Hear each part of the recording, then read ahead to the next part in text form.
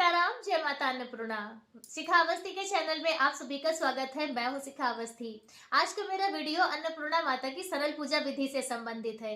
आज इस वीडियो में हम जानेंगे कि अगहन मास में माता अन्नपूर्णा की पूजा सरल विधि के द्वारा करके किस प्रकार से हम उनका आशीर्वाद प्राप्त कर सकें।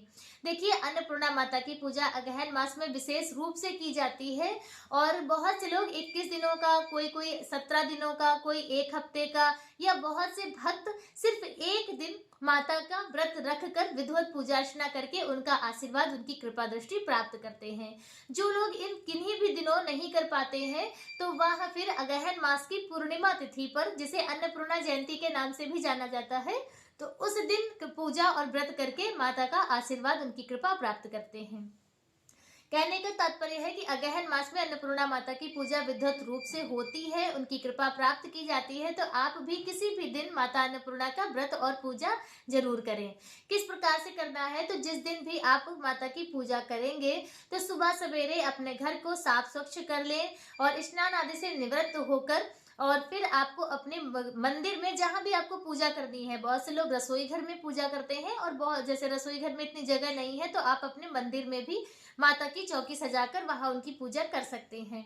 माता अन्नपूर्णा की सुबह आप चौकी लगा लें और उसमें माता को आप चौकी पर स्थापित कर लें। स्थापित करने के लिए माता को जब भी आप स्थापित करेंगे, याद रखिएगा, या पीपल के पत्ते पर महत्व बताया गया है, तो पीपल के पत्ते पर या फिर पान के पत्ते पर आप माता को स्थापित करें।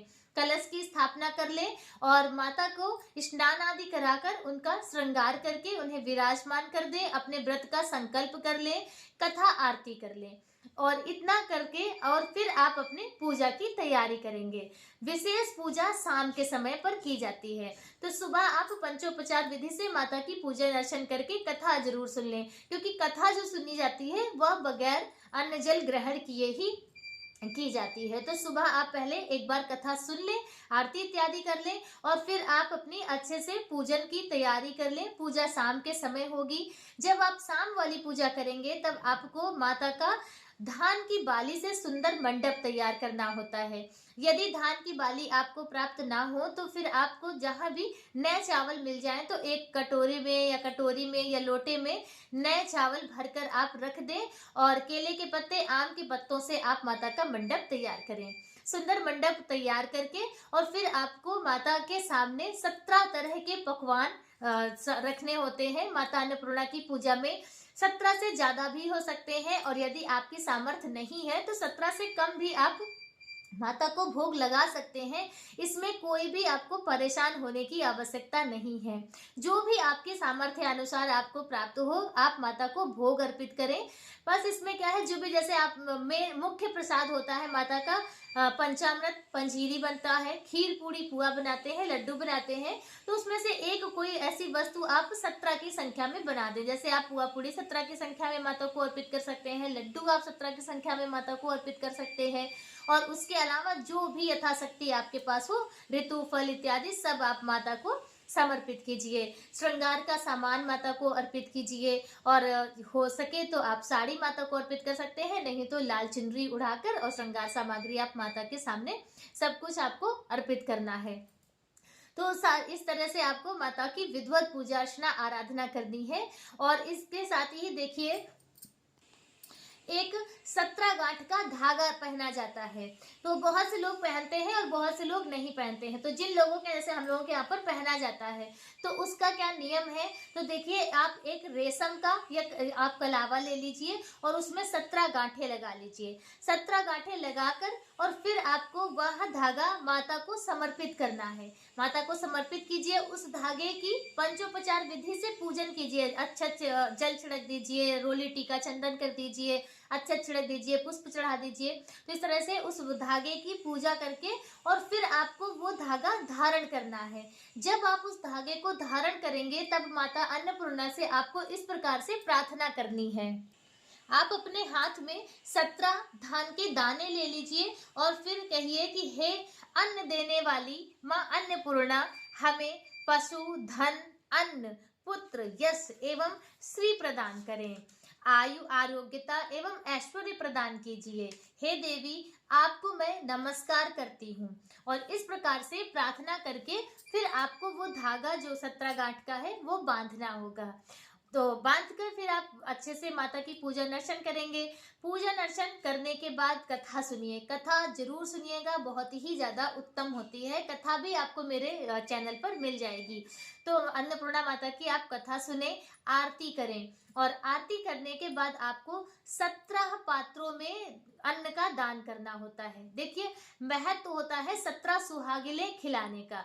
तो यदि आपके पास 17 सुहागिले उपलब्ध है तो आप 17 सुहागिलों को भोजन करा दीजिए, और उन्हें दक्षिणा और जो भी फल इत्यादि हो वह आप उन्हें दान करके अपना व्रत पूर्ण कर सकते हैं। यदि आपके पास 17 सुहागिले नहीं है तो आप 17 जगहों पर 17 पात्रों में आप जो भी यथाशक्ति आपके पास वस्तुएं उपलब्ध हो तो आप उनका दान कर दीजिए। संकल्प के साथ आप उन 17 पात्रों को निकाल दीजिए, और फिर जहाँ जो भी आपको सुहागिले मिले तो उन वस्तुओं को 17 जो आप दान निकालेंगे तो वह आपको सुहागिलों को दान करना है। तो इस तरह से आपका 17 पात्रों में जो दान किया जाता है वह दान हो जाता है। दान करके और फिर आपको जो व्रती महिला होती है वह शाम के समय एक बार मीठा अनाज यानी कि माता का जो भी भोग होता है वह उसे खाती है। और एक विशेष बात यह याद रखिएगा कि जो भी आप अन्नपूर्णा माता को भोग लगाएंगे जिस भी वस्तु का, तो कोई भी वस्तु आपको ना तो बांटनी है ना स्वयं खानी है। घर से बाहर आपको उस वह प्रसाद रात्रि में नहीं निकालना है। रात्रि भर जो भी प्रसाद भोग आपने लगाया है वो माता के समक्ष ही रहेगा।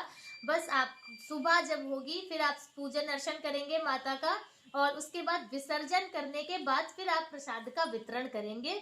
इस बात का आपको विशेष ध्यान रखना है। शाम के समय जब कथा और आरती इत्यादि हो जाएगी तो उसके बाद आप जो माता का स्नान का पंचामृत होगा और जो आप माता को पंचामृत का भोग लगाएंगे तो वही पंचामृत का जो प्रसाद है वह सभी में वितरित होता है, वो आप सभी को बांट सकते हैं। तो शाम के समय आपको पंचामृत का जो प्रसाद है वो बांटना है, और इसके अलावा अलग से जो भी आपने भोजन तैयार किया हो अपने घर में तो वह भोजन आप सुहागिन महिलाओं को करा सकते हैं। जो भी भोग आपने लगाया है माता को तो उसमें से आप कोई भी वस्तु आपको नहीं ना बांटनी है ना स्वयं खानी है। जो व्रती महिला होती है वह जो माता को भोग लगाती है, एक कटोरी आप लगाएं, जो भी आपको प्राप्त करना हो, पुआ या खीर इत्यादि, विशेषकर सभी लोग खीर का ही भोग लगाकर और वही खीर आप प्रसाद स्वरूप जो व्रती महिला है या जो भी व्रत के जिसने भी किया हो, इस व्रत को महिला पुरुष और लड़कियां सभी कर सकते हैं। तो जिसने भी व्रत किया हो तो वह उस प्रसाद को खाता है। तो इन बातों का आपको विशेष ध्यान रखना है। और जैसे कि धागा है जो 17 गांठ का, तो वो यदि व्रती महिला है तो वह अपने बाएं हाथ में बांधेगी, और यदि पुरुष भाई है तो वह अपने दाहिने हाथ में इस 17 गांठ के धागे को बांधेंगे। पूजा इत्यादि संपन्न होने के बाद फिर वह जो धागा होता है तो उसे फिर माता को वापस से समर्पित कर देते हैं। तो जब खोलकर आप माता को वह अपना 17 गांठ वाला धागा माता को समर्पित करेंगे तब आपको इस तरह से प्रार्थना करके फिर आप अपना जो धागा है वो माता को समर्पित करना है।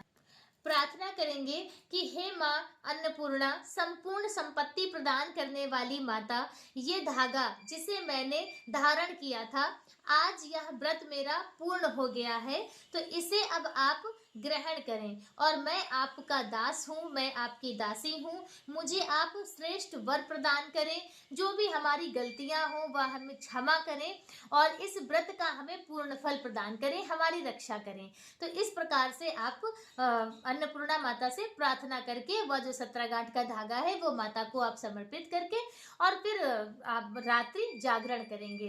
देखिए, रात्रि जागरण का विशेष महत्व बताया जाता है, तो आप पूरी रात्रि नहीं तो कम जितनी देर हो सके उतनी देर आप माता के भजन कीर्तन जरूर करें, और इस तरह से आपका जो पूजा है वह संपन्न होती है।